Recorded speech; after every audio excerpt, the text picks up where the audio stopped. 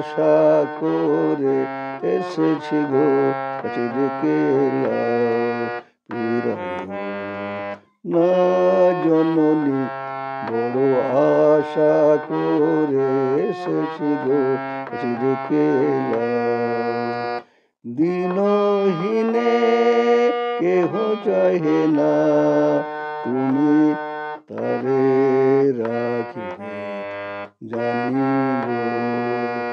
আর আমি যে কিছু চাই নে চরণ তলে বসে থাকিব আর আমি যে কিছু চাই নে জননী বললে শুধু ডাকিব তুমি না